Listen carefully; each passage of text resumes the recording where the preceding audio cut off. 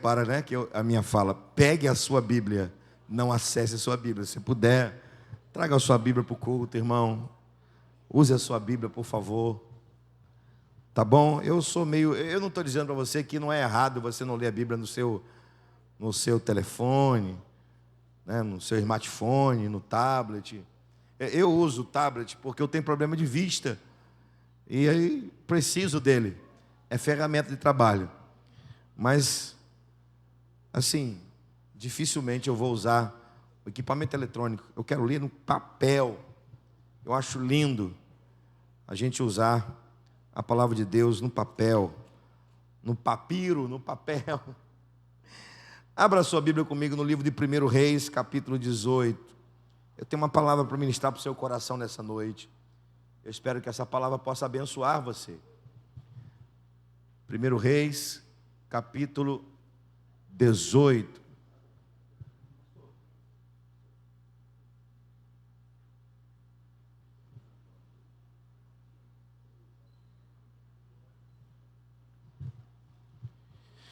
Primeiro livro dos Reis de Israel, capítulo 18, nós vamos ler a partir do versículo 30.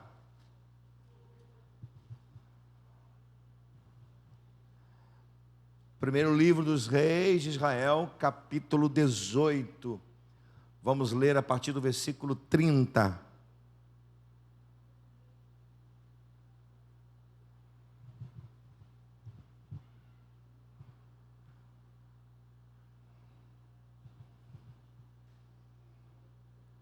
A palavra de Deus nos diz assim: Então Elias disse a todo o povo: Chegai-vos a mim. E todo o povo se achegou a ele, e reparou o altar do Senhor que estava em ruínas, ou quebrado. E Elias tomou 12 pedras, conforme o número das tribos dos filhos de Israel, ou dos filhos de Jacó, ao qual veio a palavra do Senhor, dizendo: Israel será o seu nome. E com aquelas pedras edificou o altar em nome do Senhor.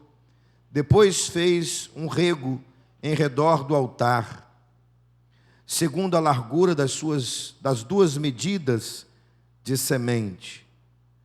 Então armou a lenha e dividiu o bezerro em pedaços e o pôs sobre a lenha.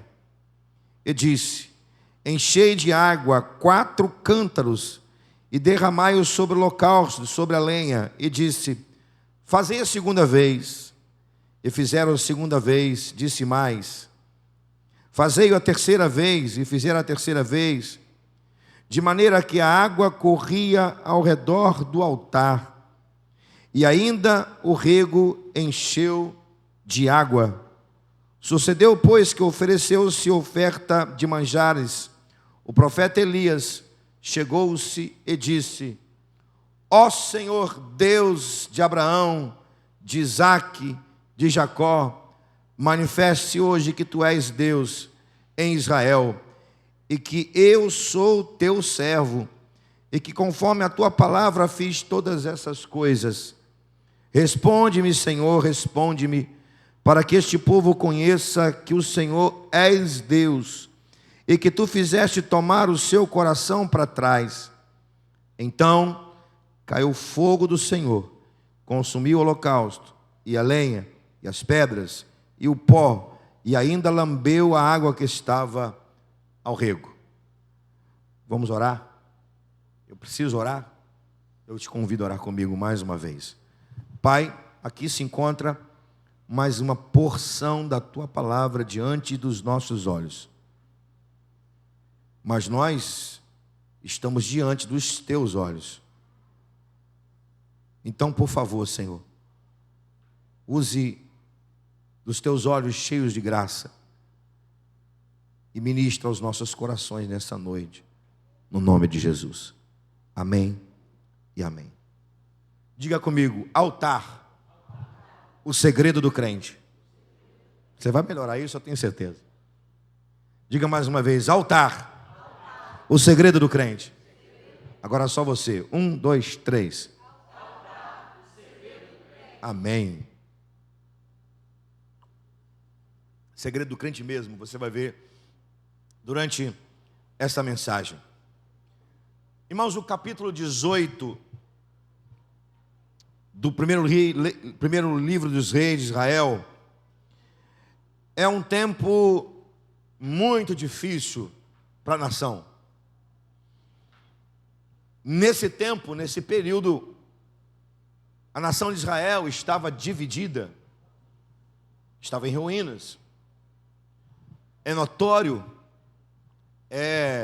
do conhecimento dos irmãos, que houve um casal na Bíblia que trouxe sérios problemas para a nação de Israel. Interessante, se você for ler a biografia dos reis de Israel, sejam eles os reis do norte e os reis do sul, talvez você não vai encontrar a figura de uma mulher ao lado do rei. Explico. Não é que a Bíblia está excluindo a mulher. Não é que os reis não tinham suas esposas ao lado do marido. Não é isso. É porque a Bíblia realmente não cita, ou se cita pouco, nome de mulheres, rainhas.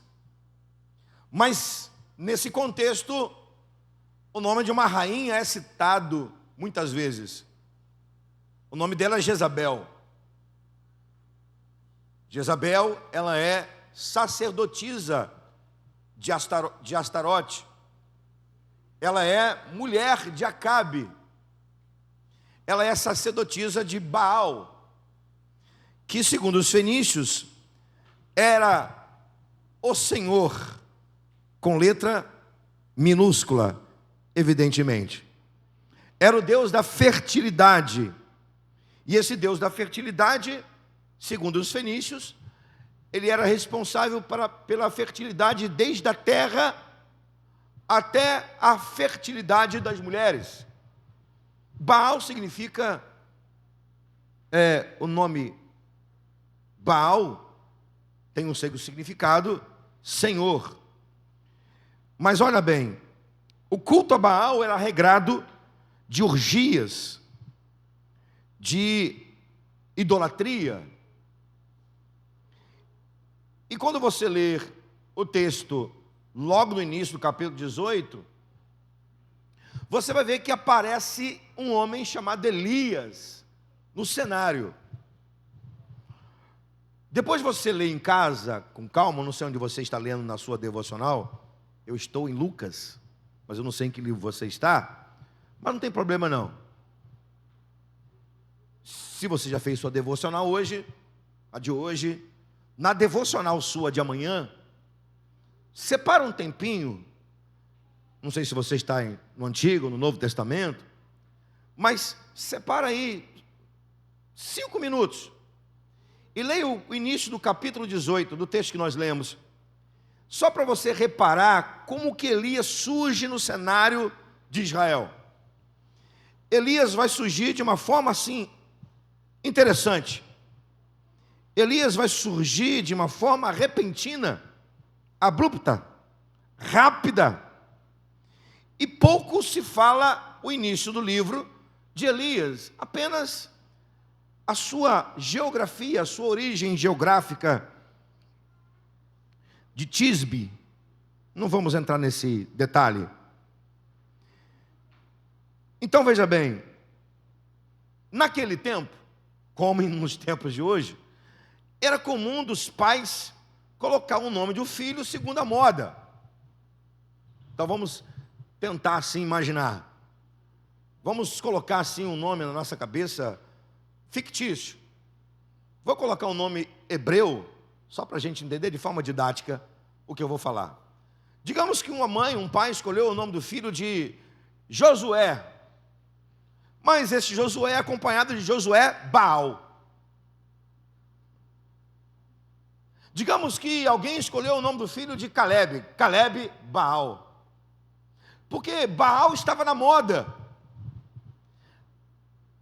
Se você foi um cartório de hoje e pedir para a pessoa do cartório abrir um livro de nomes, você vai ver muitos Romários, muitos Ronaldos.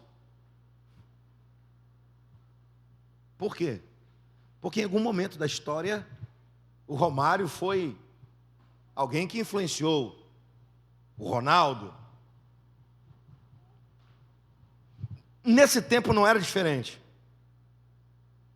Era moda colocar o nome de Baal no filho. Só que o pai de Elias resolveu fazer diferente. Não se sabe ao certo o nome do pai de Elias, nem o nome da sua mãe, mas o certo é que o pai do profeta resolve fazer diferente. Ele não coloca um apelido, um sobrenome, um nome composto de Baal. Ele simplesmente coloca o nome do filho de Elias. Elias significa só o Senhor é Deus, ou Jeová é o Senhor. Na verdade, o nome mais judaizante possível é Eliahu, que significa o Senhor é Deus, Jeová é o Senhor. É esse homem que aparece de maneira rápida, repentina, e ele entra no culto de Baal.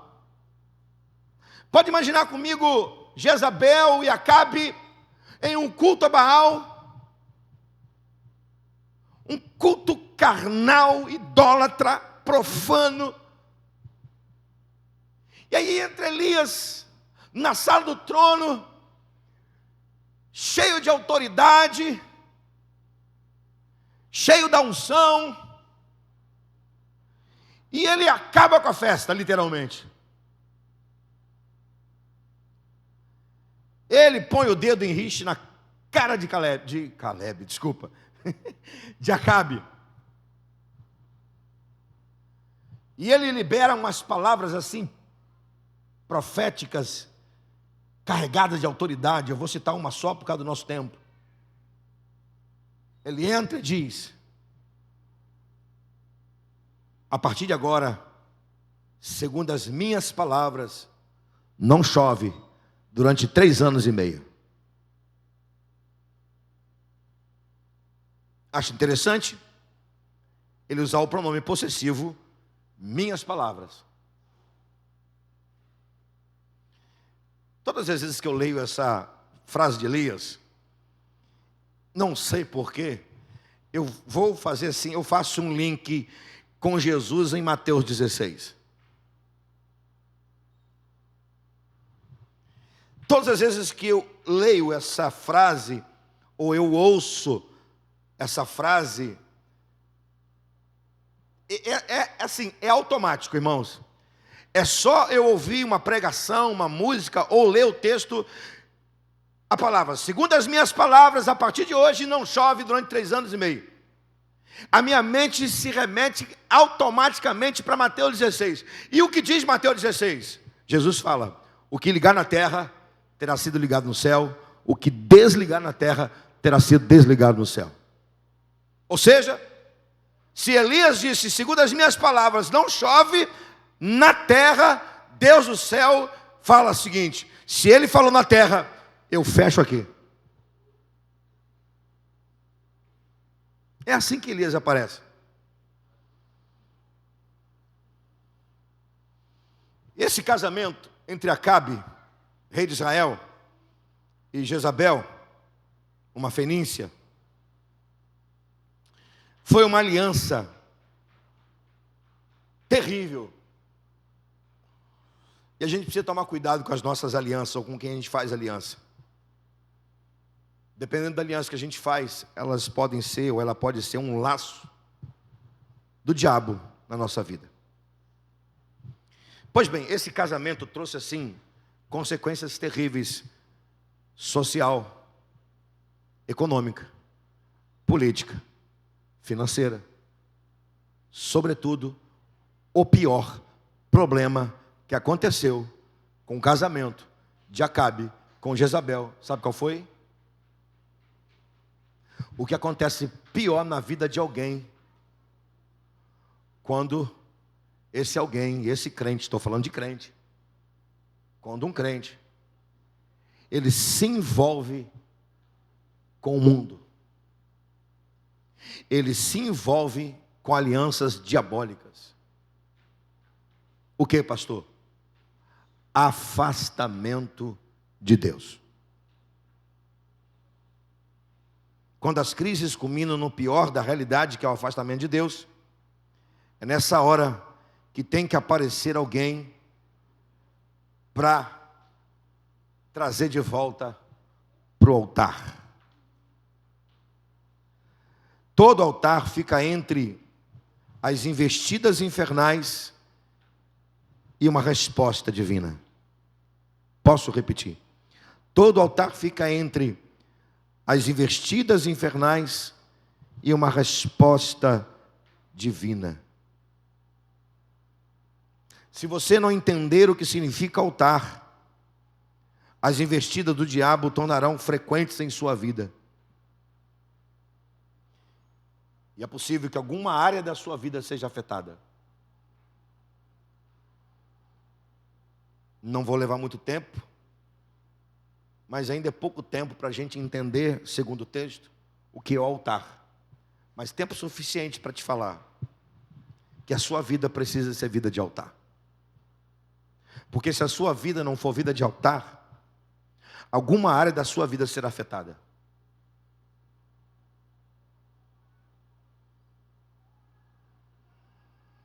De Abel a Jesus, de Jesus à igreja, nunca faltou altar. Deus sempre se agrada de um altar.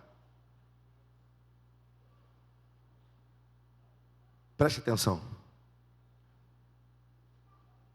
Em nossa trajetória de peregrinos nessa terra, usaremos muito mais a fé em função das coisas invisíveis do que as coisas visíveis.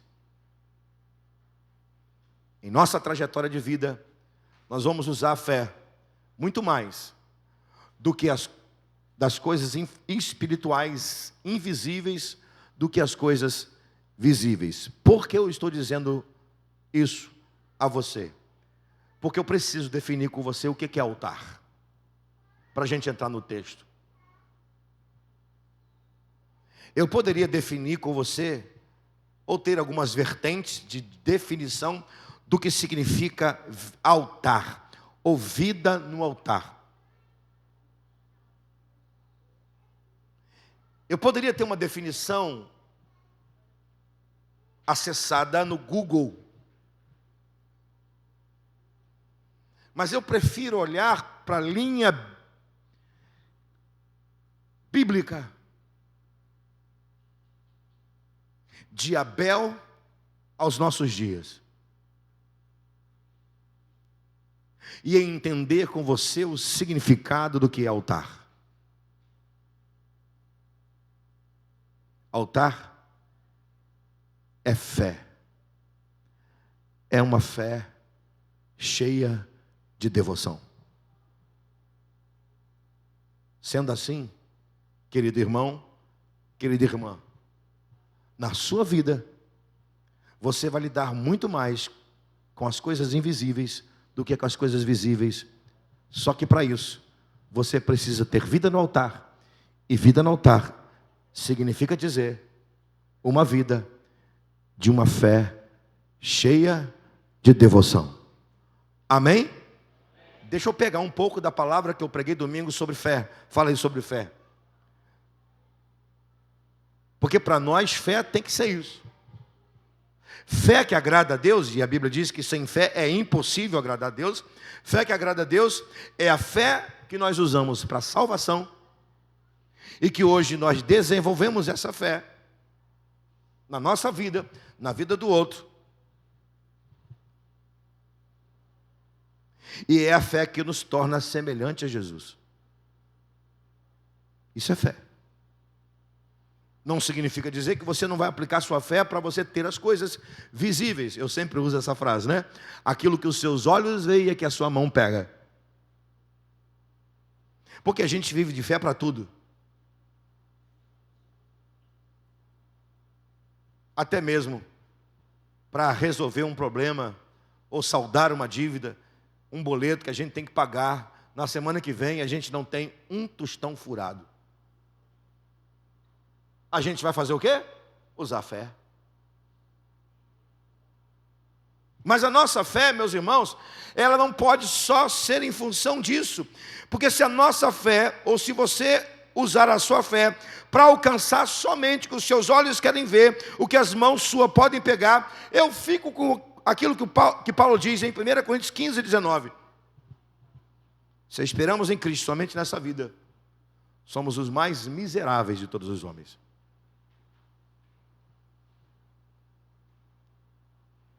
Por isso, fechando a minha introdução, o segredo da nossa vida é altar.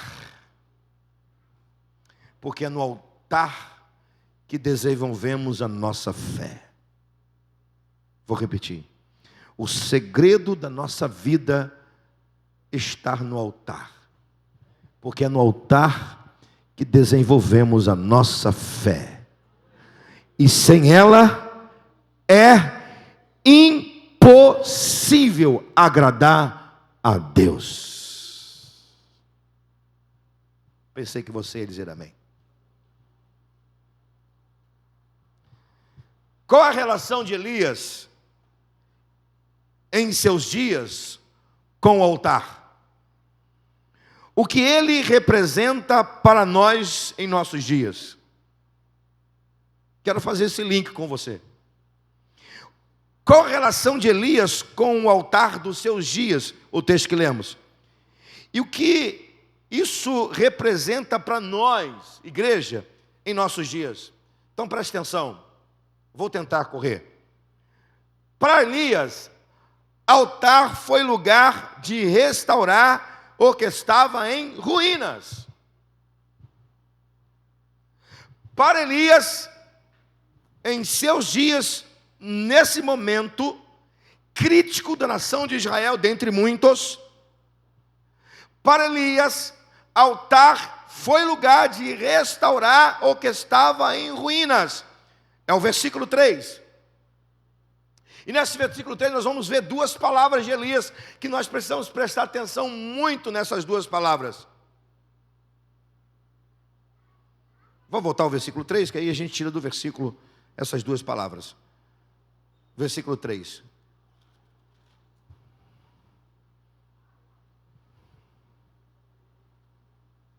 Três não, gente, 30. Desculpa, bota um zero na frente aí. Desculpa. 30. Então disse Elias a todo o povo. Essa é a primeira palavra que ele vai liberar. Que palavra é essa? Depois do povo aí, que palavra que tem? Que frase que tem? De novo, irmão, depois da palavra povo, qual a frase que Elias vai liberar? Chegai-vos a mim. Essa é a primeira palavra. A outra palavra, vamos lá, versículo 30. E ele reparou o altar que estava em ruínas.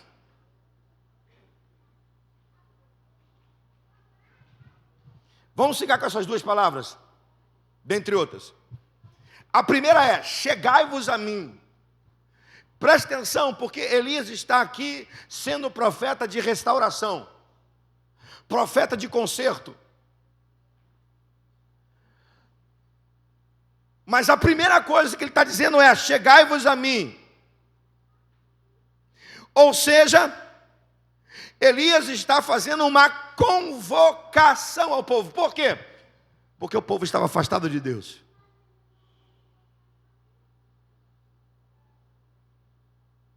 Deixa eu te falar. Quanto mais você se afasta da devoção, mais você se afasta de Deus.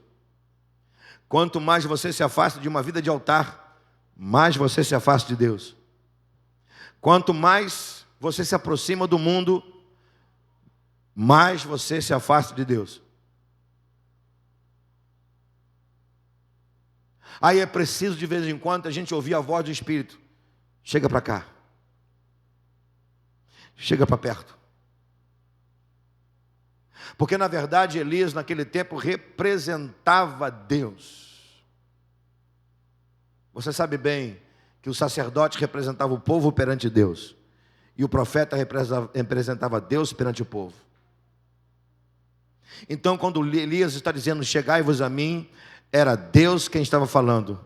Meu povo, minha nação, você está afastada, mas eu te quero perto de mim. A primeira coisa que nós precisamos entender para restaurar aquilo que está em ruim na nossa vida é que Deus está nos aguardando perto dele. E ele diz, chegai-vos a mim e eu chegarei a vós, diz o Senhor.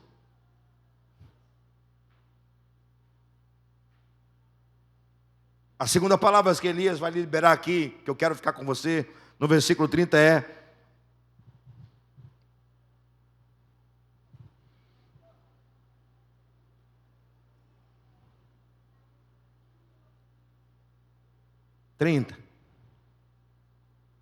na verdade não é a palavra que ele libera, é a narrativa.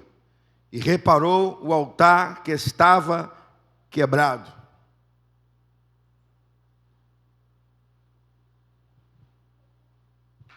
Ruína. Na verdade ele já tinha dito antes uma palavra: até quando vocês vão ficar divididos?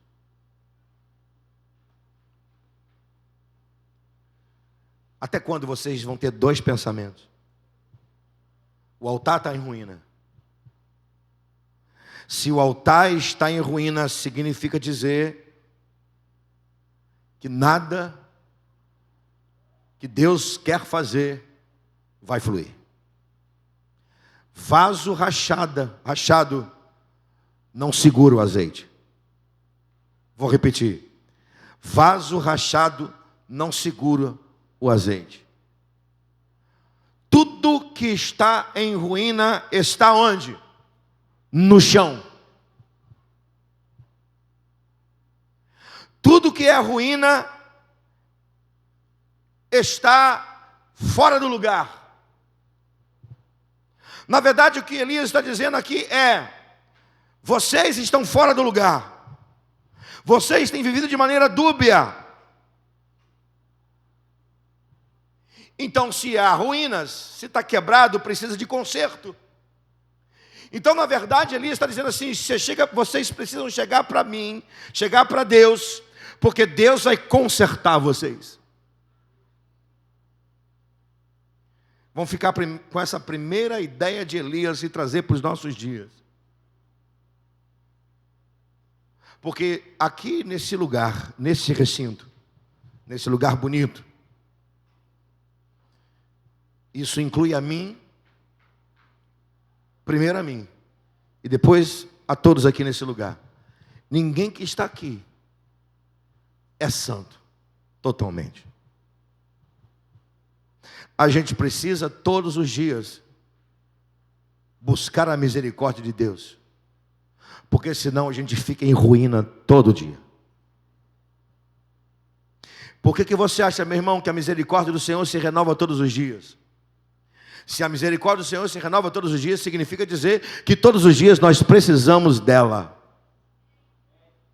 O fato de você ter vivido hoje um tempo especial com Deus não vai tirar de você amanhã que você não vai precisar de um novo tempo com Deus, porque maná caía todos os dias, porque todos os dias o povo precisava de maná.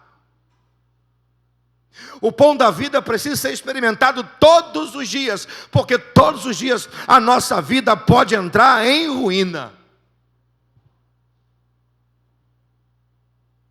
Significa dizer que vida de altar tem que ser todos os dias.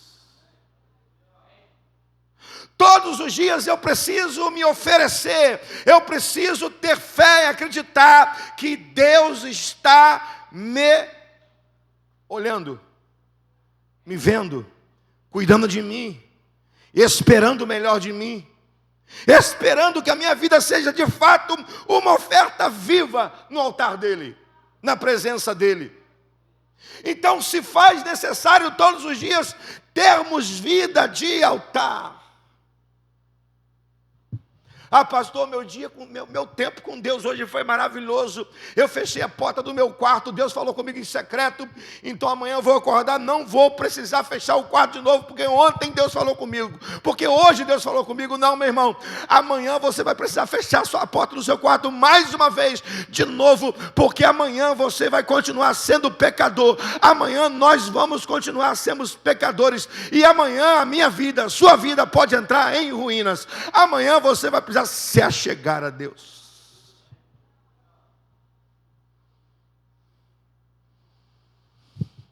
Em segundo lugar, para Elias, altar foi lugar de preservar e colocar em ordem o que Deus estabeleceu. O versículo 31 vai dizer que Elias tomou 12 pedras, conforme o número das 12 tribos de Israel, para refazer o altar. Elias não está fazendo algo novo, estava renovando o que já existia. Preste atenção nisso, por favor. Elias não está estabelecendo algo novo. Elias estava consertando o que já existia. A doutrina do altar não está sendo inventada aqui, ou não está sendo usada aqui, ou criada aqui. A doutrina do altar já existia desde Adão e desde Abel. Aliás, desde Deus, em Gênesis 3:21. O primeiro a criar um altar não foi nem Adão, foi Deus. Porque ele sacrificou um cordeiro, um animal, para cobrir Adão e Eva do seu pecado, apontando para Cristo, nosso Senhor e Salvador, cordeiro que foi morto antes da fundação do mundo e que morreu na cruz em nosso lugar. Então Elias não está inventando uma doutrina, Elias está levando o povo de volta para ela.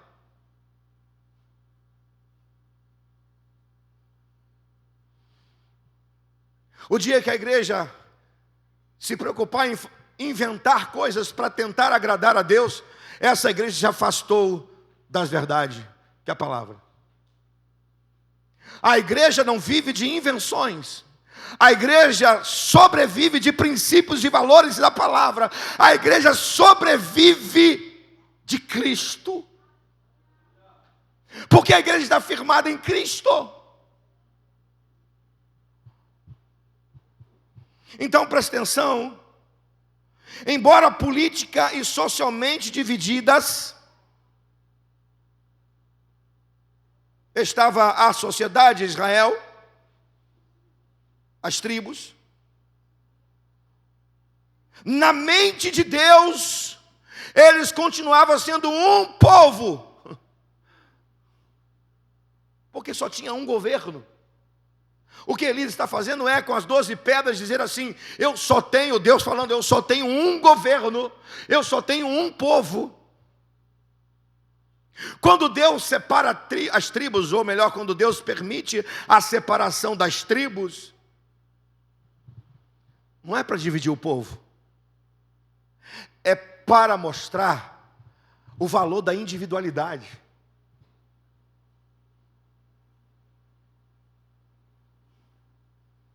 Porque é no meio da individualidade que Deus se manifesta com seu poder e a unidade aparece. Deus não criou 12 tribos para dividir o povo. Deus estabeleceu 12 tribos por causa da individualidade a partir dos filhos de Jacó. Então, na mente poderosa, na mente de Deus, uma mente completamente incalculável, Deus não tinha 12 povos, Deus tinha um povo que estava dividido, mas não em tribos, estava dividido entre pensamentos, atitudes, ações. Então o que Elias está fazendo aqui é colocar as coisas no seu devido lugar, a partir daquilo que já existia.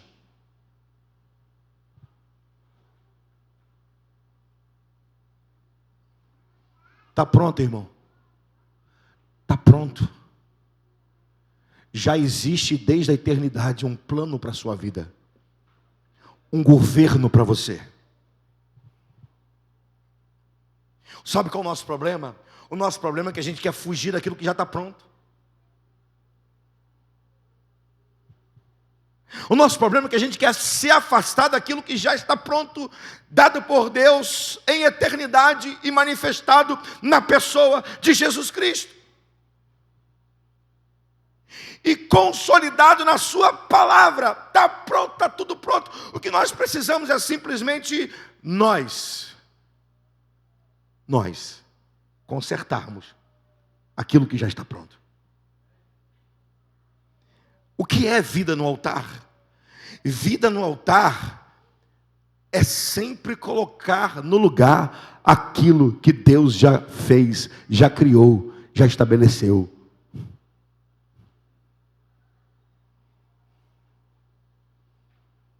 Diga comigo, e Deus nos criou para o louvor da sua glória.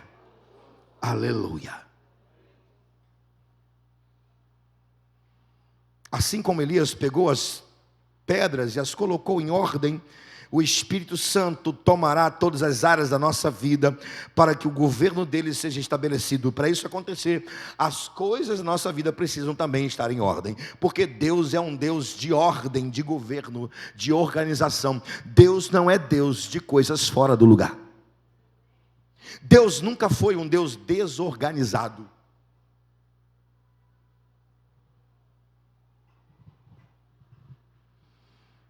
Que a sua vida, em todas as áreas dela, sejam colocadas em ordem. Que a sua devoção esteja em ordem, que o seu dom esteja em ordem, que a sua vida financeira esteja em ordem, que o seu casamento esteja em ordem, que a sua vontade, que o seu desejo de fazer o melhor para Deus esteja em ordem, que tudo na sua vida esteja colocado em ordem. E se você não tiver condições de fazer, não tem problema, porque assim como Elias colocou a mão nas pedras, o Espírito Santo pode colocar a mão na sua vida e colocar todas as suas áreas em ordem.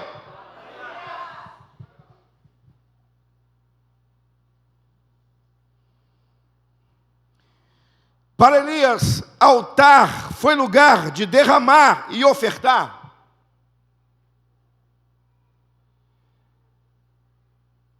Vamos adiantar. O texto nos apresenta uma atitude estranha de Elias. Isso está no versículo 32 a 36. Ele abriu covas ou valas, ou regos, em torno do altar, e ele colocou 4 talhas de água, encheu as valas.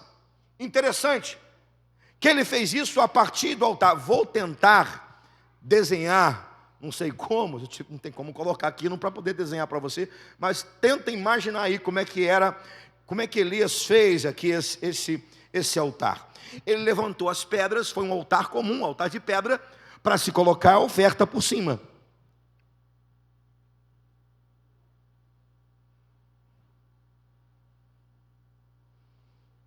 Só que, a partir desse altar de pedras, ele abriu valas que partiam do altar, e em torno do altar, uma vala circular. Tenta imaginar. Uma vala circular e valas a partir do altar. E ele encheu de água essas valas.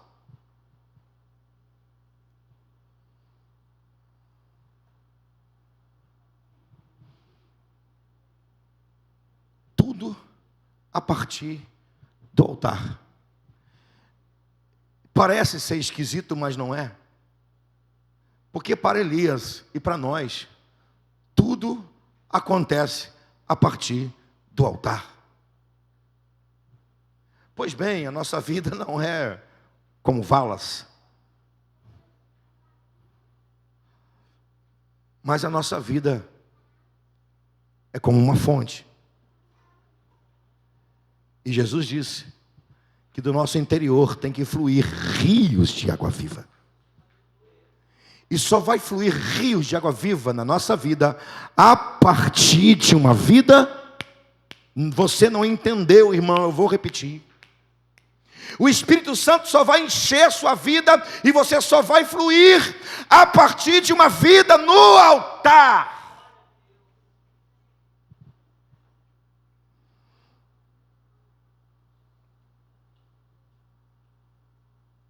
Então ele coloca a água enche as valas de água. Eu usei esse texto um tempo atrás, não me lembro qual foi o domingo, para falar de oferta. Então vou repetir o que eu falei, não me lembro qual foi o domingo. Porque na verdade, esse altar todo aqui é oferta.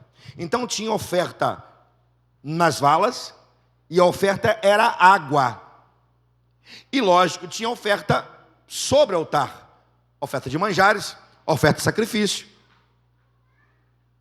Manjares é oferta de planta, fruto da terra. E sacrifício de um cordeiro, de um animal. Então, vamos lá. Tinha oferta nas valas, que era água, e tinha oferta sobre o altar. Agora, detalhe. Não tem oferta de animal e oferta de manjares na terra. Por quê? Porque na terra quem recebe a oferta é demônio. No chão quem recebe a oferta de animal, de planta, é demônio. Não preciso dizer mais nada para você. Porém, aquela água nas valas era oferta. Por quê? Porque Elias, lá no capítulo 18, no início, falou o que para Acabe? A partir de agora não chove. É um tempo de escassez. No tempo de escassez, Elias vai encher as valas de água. Por quê? Porque Elias sabia que quando ele orasse, o fogo caísse do céu.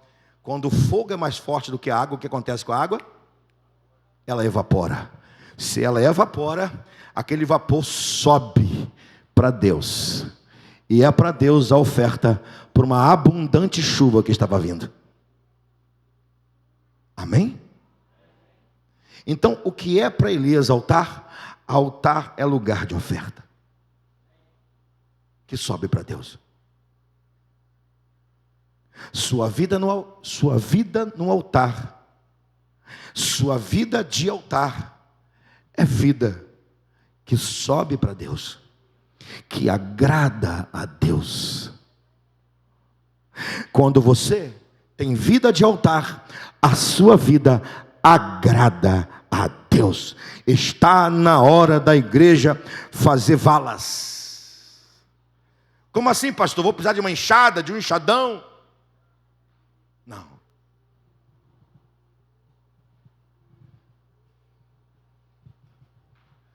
Está na hora de você encher o lugar onde você ora com lágrimas. Está na hora de você encher o lugar onde você está com lágrimas. Está na hora de você se oferecer a Deus. Está na hora de você não se conformar com esse mundo e transformar a sua mente a ponto de você se oferecer para Deus. Porque se você não renovar a sua mente, você não vai entender o valor de oferecer a sua própria vida como sacrifício vivo e agradável a Deus, que é o nosso culto racional.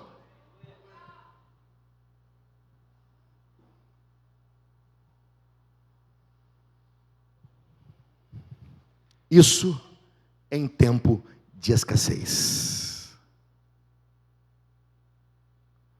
Vou fechar esse ponto para ir para o último. Não pensa você que vem aí um tempo de prosperidade no mundo inteiro. Vem escassez. as coisas vão melhorar, a justiça vai imperar, os homens deixarão de ser avarentos, presunçosos, soberbos, desafeiçoados, amantes dos prazeres do mundo. Não. Os homens cada vez mais serão maus. Mas deixa eu te dar uma boa notícia. Em tempo de escassez no mundo, nunca vai faltar a abundante chuva da graça de Deus, do poder de Deus. Eu vou repetir porque eu acho que você não entendeu nada.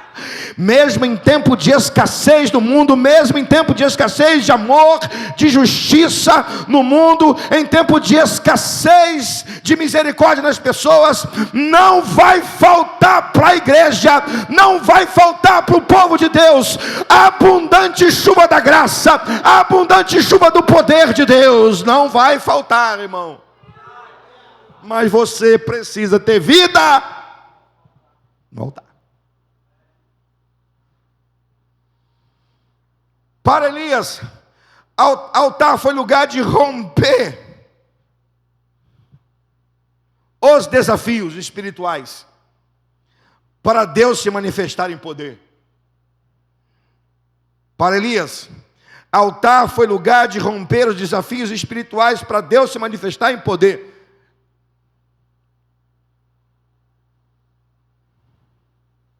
Repare o que Elias vai fazer depois que tudo aconteceu. Ou seja, depois que ele brinca com os profetas de Baal, de Azera, você lê lá atrás, está lá atrás, nós não lemos, mas a sua leitura você vai perceber que Elias chega até ser irônico com os profetas de Baal, os 400 profetas de Baal. Vocês estão muito fracos, vocês têm que orar mais forte, quem sabe ele está dormindo, não foi viajar, vai, ora.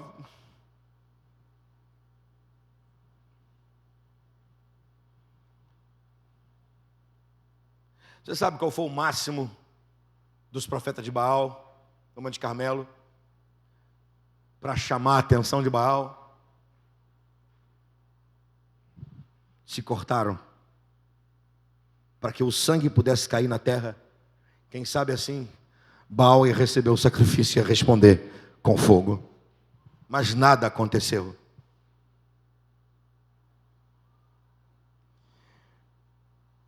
Então, depois que os profetas de Baal são desafiados por Elias, depois que ele conserta o altar, depois que ele coloca as ofertas, ele vai fazer uma oração. Diga comigo, a oração de Elias. Diga forte, irmão, a oração de Elias foi às 3 da tarde. O que isso tem a ver, pastor?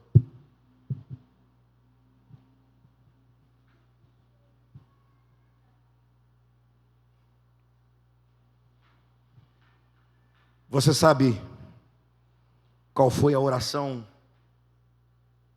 que sacramentou o plano de Deus? Você sabe qual foi a oração que chancelou um plano eterno? Aliás, você sabe quem orou chancelando um plano eterno, sacramentando um plano eterno? Não foi Paulo, não foi Pedro, não foi João, não foram os pais da igreja, não foram os profetas do Antigo Testamento. Quem orou, fazendo uma oração de chancelamento, de sacramentação, se é que existe essa palavra, de um plano eterno, foi o nosso Senhor e Salvador Jesus Cristo. E qual foi a sua oração? Pai, em tuas mãos entrego o meu espírito. Sabe que hora foi feita essa oração? Às 3 da tarde. Sabe que oração é essa de Elias? Diga comigo, a oração de Elias é uma oração de entrega. Tal qual foi a oração de Jesus, uma oração de entrega. Meu irmão, eu vou continuar esse poder de entrega domingo à noite. Ah, mas se você soubesse o que significa entregar.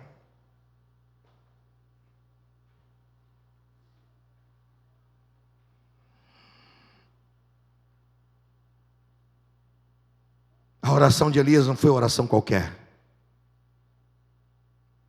Elias sabia que estava fazendo uma oração para que o mundo espiritual pudesse abrir e Deus se manifestar em poder.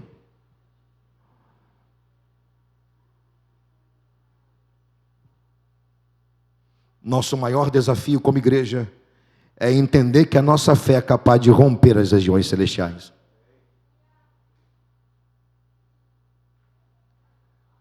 Um dos nossos maiores desafios como igreja é entender que a nossa fé é capaz de romper as regiões celestiais.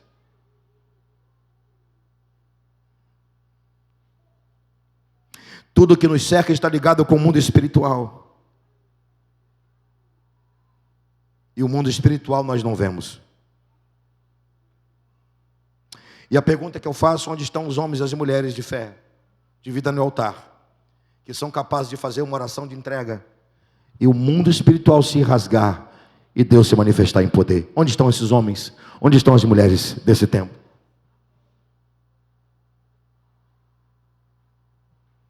Eu poderia falar muito da oração de Elias, mas vou falar uma coisa só, para em 5 minutos fechar. Já falei uma, vou falar outra coisa.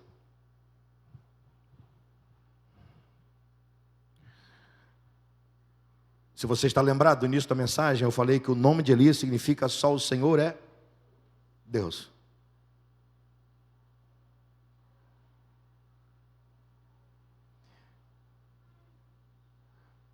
Eu vou falar o que eu creio, não o que a Bíblia diz. Parte do que eu vou dizer agora é o que creio, porque parte está na Bíblia. Elias aparece no cenário e poucos falam o nome dele. À medida que Elias vai sendo usado por Deus, o nome dele é pronunciado.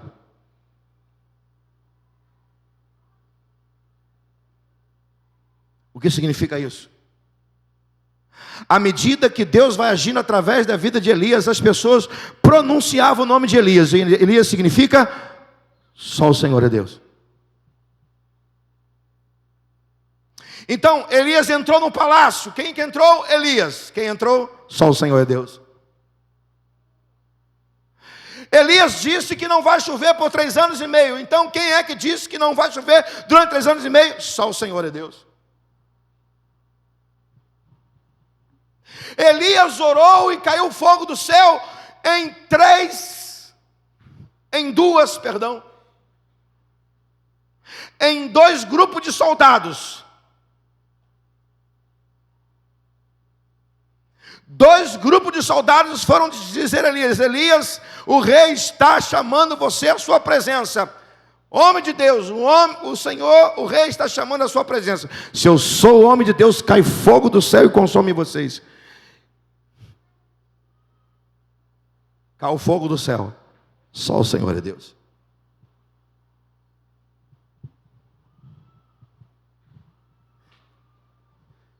Todas as vezes que o nome de Elias era pronunciado, o nome de Deus era exaltado.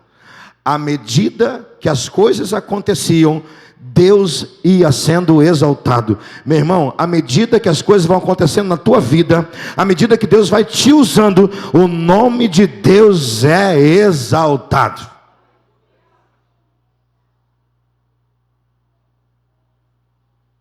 Agora o que está no texto.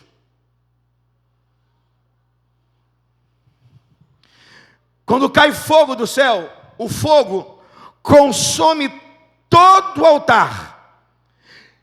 E quando falamos todo, falamos da água, daquilo que estava sobre o altar e do próprio altar.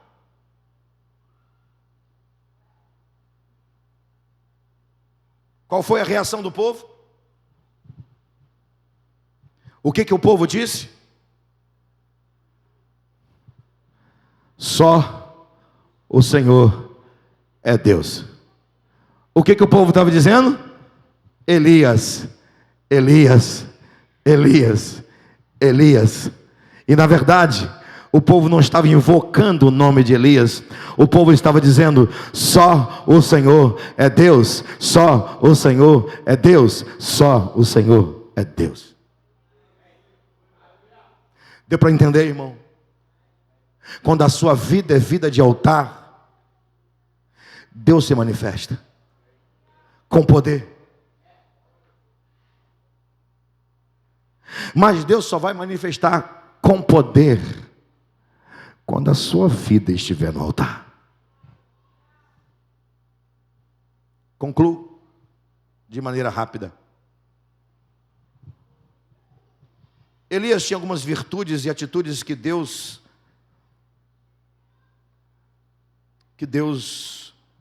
preservou.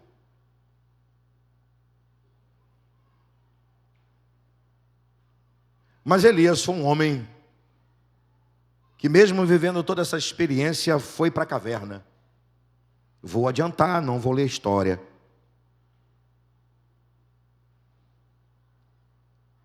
E chegou um momento na vida de Elias que Deus precisou renovar seu ministério. E Deus renovou o ministério de Elias depois da caverna. E o renovo no ministério de Elias, para mim, tem um nome. Porque assim, irmão, os maiores resultados do agir de Deus na nossa vida, presta atenção, já chegou no meu limite, 9h30. Mas eu preciso de mais 2 minutos, 3 minutos, para a gente fechar. Os maiores resultados da nossa vida, ou melhor, os maiores resultados de uma vida no altar, não são aqueles resultados momentâneos. Os maiores e os melhores resultados de uma vida no altar se manifesta no outro.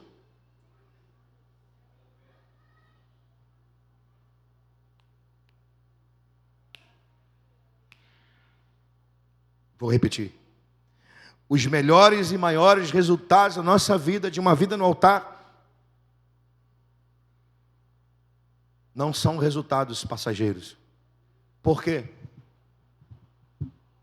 Monte Carmelo passou, ficou na história. Até porque o povo voltou a idolatrar novamente.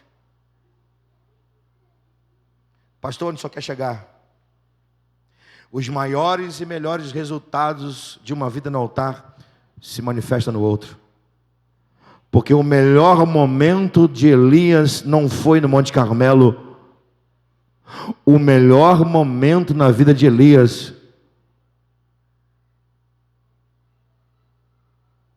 foi na vida do outro. Foi na vida de Eliseu. Foi fazendo discípulo. O melhor resultado da sua vida no altar é no outro. Se você não faz discípulo, se você não abençoa ninguém, possivelmente você precisa consertar muita coisa no altar. Porque o melhor fruto de uma vida no altar é quando a gente pode abençoar pessoas. É quando a gente pode fazer discípulo. Ainda que esse discípulo tome o nosso lugar. Porque foi assim que Deus falou para Elias: você vai voltar da onde você veio e você vai ungir Eliseu, profeta, em teu lugar. Porque ninguém é insubstituível. Eu não sou insubstituível. Aliás, A maior força da igreja não está no pastor, está na igreja, no agir do Espírito Santo na igreja e pela igreja, porque o pastor existe por causa da igreja, não o contrário. Que parece que tem alguns lugares aí que a igreja ela é em função do líder, do pastor, quase que eu falo o nome. Não fale, irmão, não precisa, está gravando.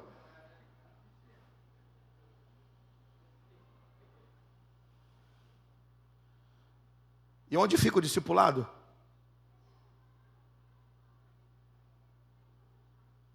Jesus disse que a gente precisa frutificar. Fruto de uma vida no altar é discípulo. Pastor, o senhor está dizendo que se eu não estou discipulando, tem alguma coisa errada na minha vida? Certo, com certeza, sem dúvida. No mínimo, negligência ou preguiça. Só está dizendo que eu preciso frutificar. É lógico, é óbvio, é evidente. Jesus quem fala, não sou eu.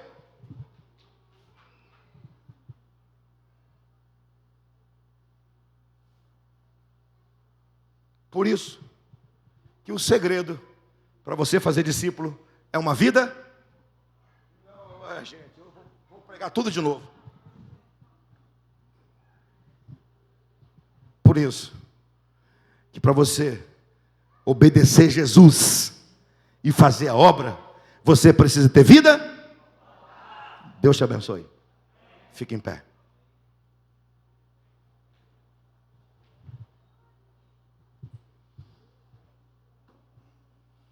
Eu te dei a benção, mas não é para você ir embora, não.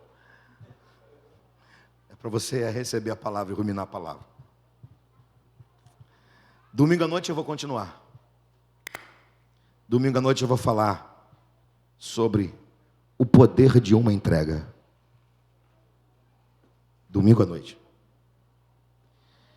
Eu vou pedir para você abaixar sua cabeça, fechar seus olhos, por favor, meu irmão, minha irmã.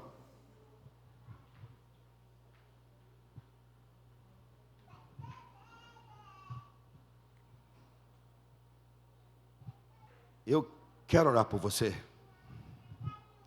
Porque talvez esteja alguma coisa fora do lugar aí na sua vida. Talvez alguma coisa está em ruína ou fora do lugar. Deus não vai manifestar poder com as coisas fora do lugar. Deus não vai usar você com as coisas fora do lugar. Eu não vou pedir para você vir para o altar, porque a hora já passou. Mas eu vou pedir para você, onde você está, colocar sua vida no altar. Até porque eu quero acumular para domingo à noite.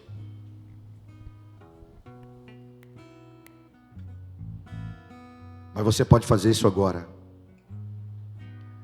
Você pode colocar sua vida no altar. Porque altar é segredo do crente. Tem alguma coisa que precisa ser consertada? Fale com Deus.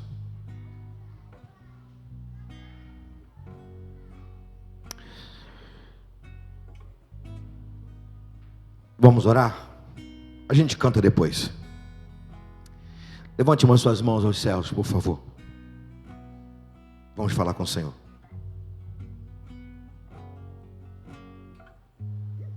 Pai, nós não precisamos pedir para o Senhor trazer fogo do céu e consumir altar de pedra com oferta de animais, de plantas. Não, Senhor, porque Jesus já se ofereceu por nós, teu filho. Mas como diz a sacra canção, aviva no Senhor, aviva no Senhor, e ateia o fogo do alto céu, incendiando os nossos corações.